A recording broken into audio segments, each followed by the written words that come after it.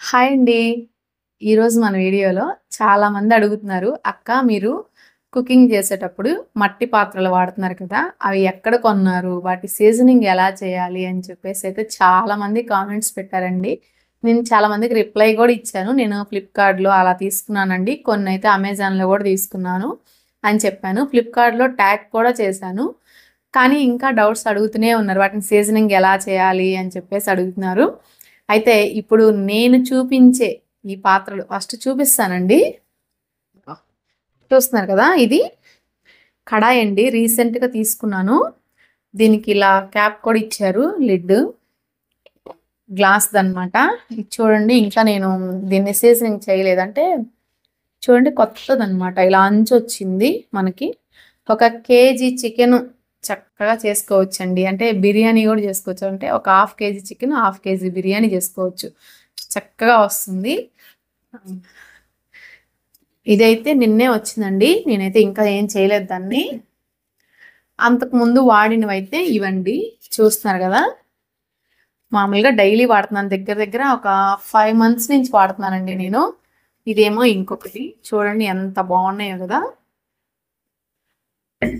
అయితే ఇవొచ్చేసరికి మనకి సీజనింగ్ అంటే మనం మామూలుగా మట్టి పాత్రలు తీసుకున్నాం అనుకోండి, వాటిని ఒక 4 రోజులు వాటర్‌లో ఉంచి, తర్వాత మళ్ళీ దాన్ని క్లీన్ చేసి, తర్వాత దానికి ఆయిల్ అప్లై చేసి, మళ్ళీ ఎండలో ఒక 2, 3 గంటలు ఎండబెట్టి, మళ్ళీ దాని తర్వాత దానిలో గంజి అంటే గంజి ఉంటాయి కదా!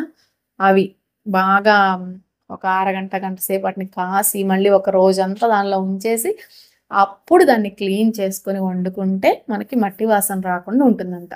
కానీ నేను అవన్నీ చేశానండి. నేను స్టార్టింగ్‌లో 8 మంత్స్ బ్యాక్ మట్టి కుండలు కొనుక్కొచ్చాను. అంటే మన మార్కెట్ దగ్గర తీసుకొచ్చాను. అయితే వాటిల్లో నేను ఎంత చేసినా గానీ దాని మట్టి వాసన పోలేదండి. బిర్యానీ కాదు, బగారా రైస్ చేసాం అప్పుడు. మన ఛానల్‌లో వీడియో గూడా ఉంది. అది తింటుంటే మట్టి వాసనొస్తుంది. దాన్ని ఎంత క్లీన్ చేసినా పోలేదు. ఇంక అందుకని చెప్పేసి వాటిని పక్కన పెట్టేసాను నేను.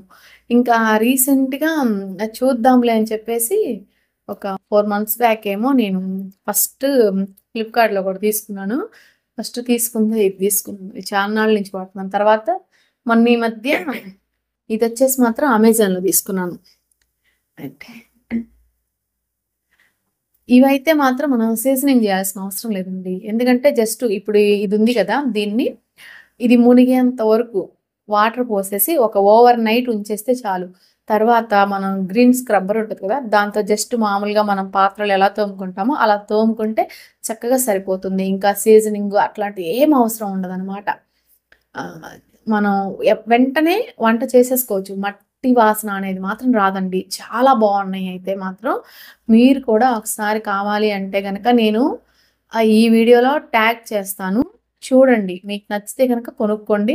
పాత్రలైతే వేడి తగిలితే చిట్లిపోతాయేమో, లేకపోతే డ్యామేజ్ వస్తదేమో అలా ఏం లేదండి. ఒకవేళ మీకు డ్యామేజ్ అలా వచ్చినా, కాకపోతే మీరు చేయాల్సిందేంటంటే, మనం ఇది ఓపెన్ చేస్తాం గదా! ఓపెన్ చేసేటప్పుడు మనం వీడియో తీసుకోవాలి. జస్ట్ వీడియో చేసుకుంటే ఒకవేళ మనకది డ్యామేజ్ అయిందనుకోండి, మనం దాన్ని రిటర్న్ పెట్టుకోవచ్చు. రిటర్న్ పెట్టుకుంటే మళ్ళీ పీస్ ఇస్తారు. అది ఒకవేళ సేమ్ అలా లేదనుకోండి, మనకి మనీ అనేవి రిటర్న్ అవుతాయి. ఆ ఆప్షన్ గూడా ఉందండి. 10 రోజుల్లో రిటర్న్ చేసుకోవచ్చు.